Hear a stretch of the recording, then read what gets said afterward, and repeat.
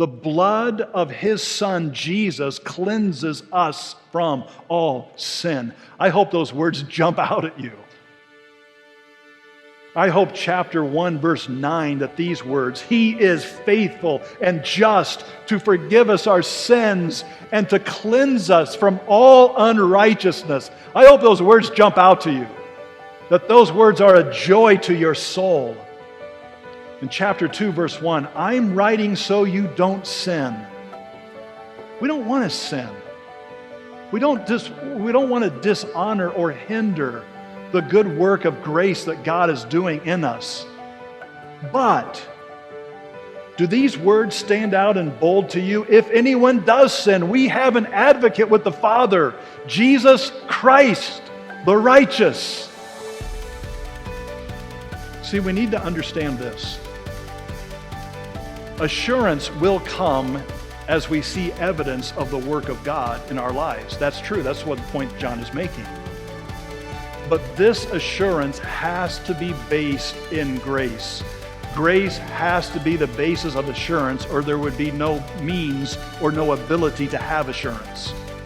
Just stop and think about it. John says, I'm writing these to those who believe in the name of the Son of God, that you may know. He wants you to know. But if that knowing was based on your ability, if that knowing was based upon your performance, whether good or bad, not doing the bad, doing enough of the good, you would never know where you stand. You could never have assurance, because the thought would always be, have I done good enough? The thought would always be, maybe I've done too much bad. Maybe there's bad I've done that I don't remember that I did. Maybe there's bad I did and I didn't even know it was bad.